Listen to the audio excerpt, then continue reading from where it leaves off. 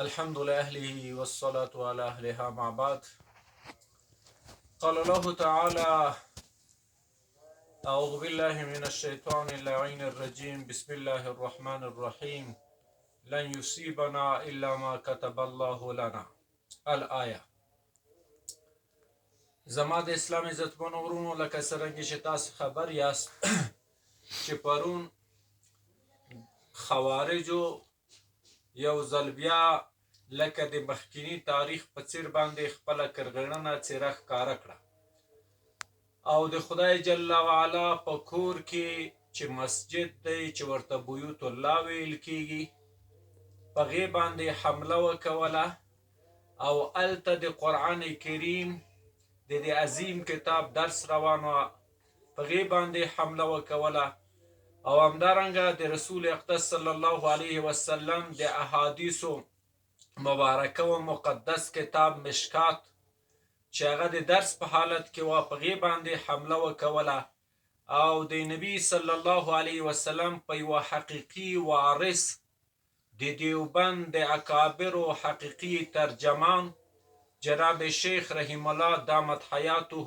و فیوزاته په هغې باندې حمله وکوله، او دوی تاریخ ثابته کړې ده چې خوارجو هر وخت شیوخ علماء کرام محدثین کرام په شهادت باندې رسولي. دوی په تاریخ کې به څوک ثابته نه کړه چې یو کافر یې وژلی وي.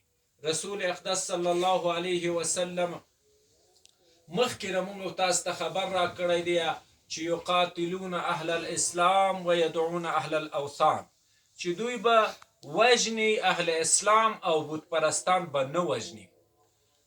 نو او بل دا ده چې په تاریخ کې دی د استدلال نه پاتې راغلي، لکه تاریخ په دې باندې ګواه دی.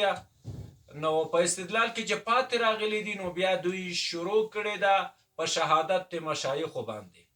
خو زه دوی ته فقط دومره وایم چې په دې شهادتونو باندې او د الله په کلام باندې په حمله باندې او په احادیثو باندې په حمله، په دې باندې د موږ هغه مړاوي احساسات نور هم په جوش باندې راځي، او موږ به هیڅکله په شا نشو.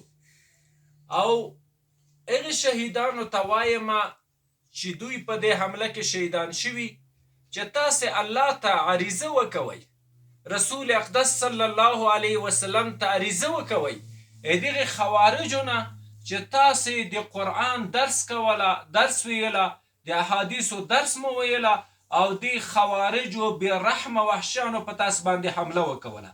او جلالین ته قرآن کریم ته وایم ته د الله ته عریضه وکوه چې په کوم جرم باندې د خوارجو زه په وینو باندې ولړم، او همدارنګه یې وسوځلم، او همدارنګه احادیث د مشکات چې دي هغه د خپل پیغمبر ته ووایي چې د خوارجو او د وحشانو په کوم جرم باندې زه په وینو باندې ولړلم او زه یې وسوځلم.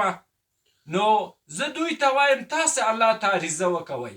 څه وایي مشکات ته الله ته عریضه وکوي، قرآن جلالین شریف چې د الله کتاب دی د الله ته عریضه وکوي، او همدارنګه شهیدان دی الله ته عریضه وکوي چې د خوارجو په کوم جرم باندې موږ په وینو باندې ولړل.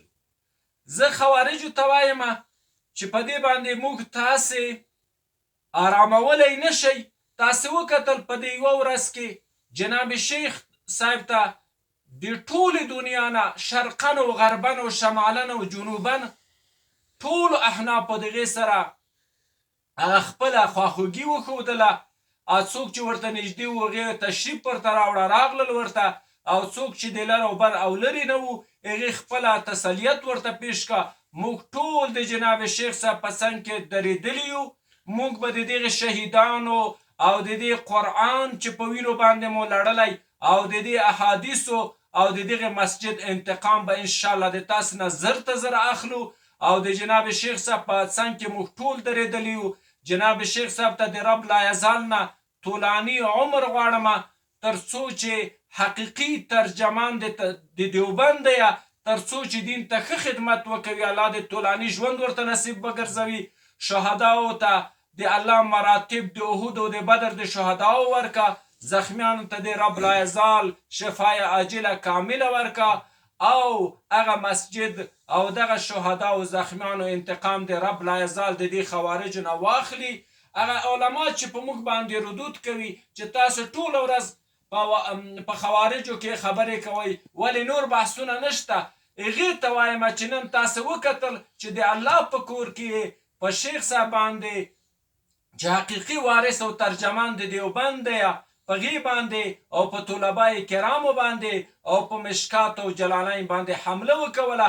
نن د دوی وحشت او قباحت به تاسو ته ښه معلوم شوی وي او دې حملې وښودله چې الحمدلله ټول شرقن او غربن او شمالن او جنوبن احناف سره متحد دي او ټول د جناب شیخ صاحب په څنګ کې درېدلي او د دې انتقام به درنه اخلي. الله جل وعلا دې چې د چا په دې باندې زړه بد شوی اجر عظیم ورته نصیب به ګرځوي. واخر دعوانا ان الحمد لله رب العالمین.